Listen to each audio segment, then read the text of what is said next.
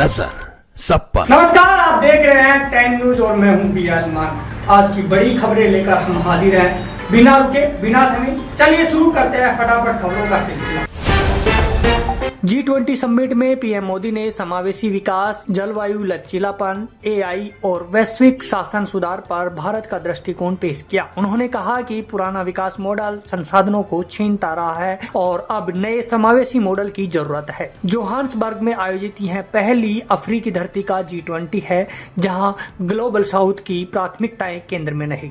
Johannesburg G20 शिखर सम्मेलन में PM Narendra Modi की कूटनीति गतिविधि प्रमुख रही। उन्होंने इटली की पीएम जॉर्जिया मेलोनी और ब्राजील के राष्ट्रपति लूला से मुलाकात कर वैश्विक विकास के पुराने मॉडल को बदलने की जरूरत बताई, जो कमजोर देशों को संशोधन से दूर कर देता है। मोदी ने अफ्रीकी और विकासशील देशों के लिए समाधान आधारित नीतियों पर जोर दिया। वहीं ऑस्ट्रेलियाई पीएम एंथनी एल्बनीज के साथ बैठक में रणनीतिक साझेदारी, रक्षा, व्यापार और तकनीकी सहयोग को मजबूत करने पर सहमति बनी।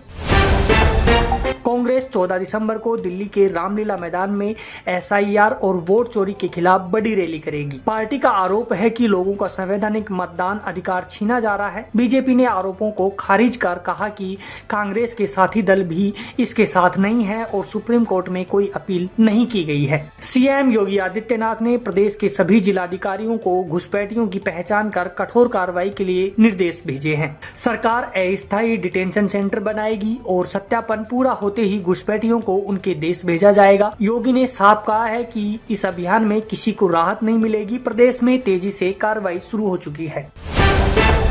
व्हाइट हाउस में पहली मुलाकात में मीडिया ने मेयर ममदानी से पूछा क्या वे ट्रंप को अभी भी तानाशाह मानते हैं। ट्रंप बोले, हाँ कह दो, मुझे फर्क नहीं पड़ता। चुनाव के दौरान दोनों में तीखी बयानबाजी हुई थी। ट्रंप ने ममदानी के वाशिंगटन हवाई जहाज से आने पर बचाव किया और उनके प्रयासों की सराहना की। भारत दौरे पर आए अफगान मंत्री नूरुद्दीन अजीजी ने भारतीय कंपनियों को अफगानिस्तान में निवेश का निमंत्रण दिया और माइनिंग, एग्रीकल्चर, हेल्थ, आईटी और ऊर्जा क्षेत्रों में अवसर बताए। उन्होंने अफगान हिंदू सिख समुदाय को लौटने और बिजनेस में भागीदारी बढ़ाने के लिए प्रोत्साहित किया तथा सुरक्षित अनुकूल माहौल का भरोसा दिलाया।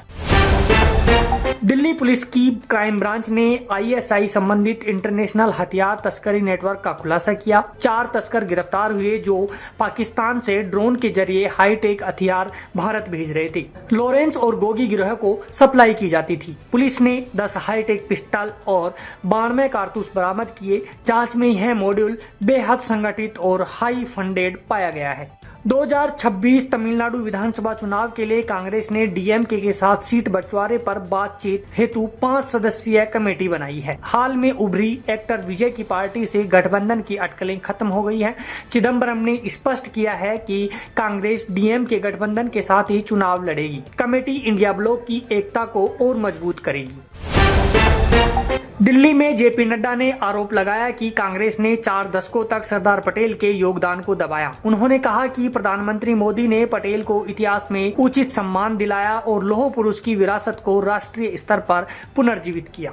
बेंगलुरु पुलिस ने फिल्मी अंदाज में हुई 7 करोड़ की लूट का पर्दाफाश कर 3 लोगों को गिरफ्तार किया, जिनमें एक पुलिस कांस्टेबल भी शामिल है। 200 अधिकारियों की 11 टीमों ने छापे मारे और लगभग 5 करोड़ बरामद किए। पुलिस बाकी संदिग्धों की तलाश में जुटी है। दुबई एयर शो में 2025 में ब्रह्मोस मिसाइल की भारी मांग देखी जा रही है। कई देश इसे खरीदने में दिलचस्पी दिखा रहे हैं। पाकिस्तान पर ऑपरेशन सिंदूर में सफल प्रहार के बाद इसकी वैश्विक प्रतिष्ठा और बढ़ गई है।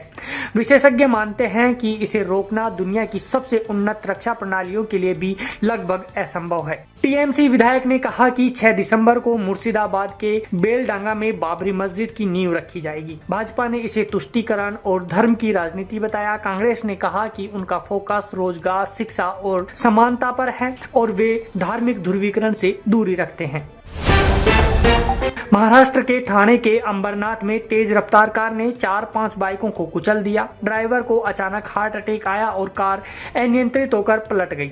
हादसे में 4 लोगों की मौत और 3 गंभीर घायल हुए। पूरी घटना सीसीटीवी में कैद हुई, जहां एक बाइक सवार हवा में उछलकर फ्लाईओवर से नीचे गिरते दिखा गया।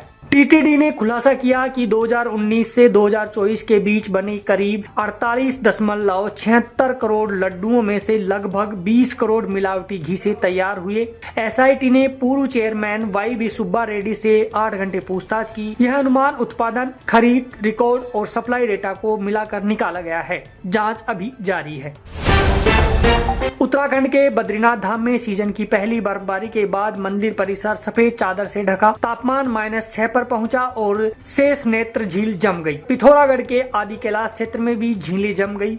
वहीं राजस्थान में ठंड से मामूली राहत मिली, जबकि मध्य प्रदेश के कई जिलों में शीतलहर से 2 मौतें हुई। गुवाहाटी टेस्ट में ऋषभ पंत भारत के 38वें टेस्ट कप्तान बने। धोनी के बाद दूसरे विकेट कीपर कप्तान। साउथ अफ्रीका ने पहले दिन 6 विकेट पर 247 रन बनाए। मैच में 148 साल बाद पहली बार लंच से पहले टी ब्रेक हुआ। राहुल से एक कैच छूटा, जबकि ट्रिस्टन स्टब्स ने 49 रन बनाए। उदयपुर की एक रॉयल वेडिंग में डोनाल्ड ट्रंप जूनियर और उनकी गर्लफ्रेंड बेटिना एंडरसन ने रणवीर सिंह के साथ बॉलीवुड गानों पर डांस किया। कार्यक्रम में वरुण धवन, कृति सेनन और जैकलीन ने भी परफॉर्म किया। करण जौहर ने दूल्हा दुल्हन के साथ मजेदार टॉक शो किया। आगे के फंक्शंस में हॉलीवुड स्टार्स परफॉर्म करेंगे। जम्मू कश्मीर के कठुआ में जन्मे मुकेश ऋषि की जिंदगी संघर्ष और मेहनत की मिसाल है। फिजी और न्यूजीलैंड में मॉडलिंग करने के बाद मुंबई लौटे और रोशन तनेजा एक्टिंग स्कूल से प्रशिक्षण लिया। यश चोपड़ा की परंपरा से शुरुआत की और बॉलीवुड व साउथ इंडस्ट्री में सबसे लोकप्रिय विलेन के रूप में पहचान बनाई। कार्तिक आर्यन के जन्मदिन पर फिल्म तू मेरी मैं तेरा का टीजर रिलीज हुआ। अनन्या पांडे के साथ उनकी ऑन स्क्रीन केमिस्ट्री को खूब सराहा जा रहा है। फिल्म एक न्यू एज लव स्टोरी है, जिसमें युवा रिश्तों की उलझने और मजा दोनों दिखते हैं। टीजर ने फैंस में उत्साह बढ़ा दिया है। बालकृष्ण नंदमुरी की अखंडा 2 का हिंदी ट्रेलर रिलीज हुआ, जिसमें वे डबल रोल में दिखी। ट्रेलर में बजरंगी भाईजान की मुन्नी यानी हर्षाली मल्होत्रा की झलक भी दिखी। हाई ऑक्टेन एक्शन और दमदार डायलॉग से भरे इस ट्रेलर ने रिलीज से पहले ही दर्शकों में उत्सुकता बढ़ा दी है।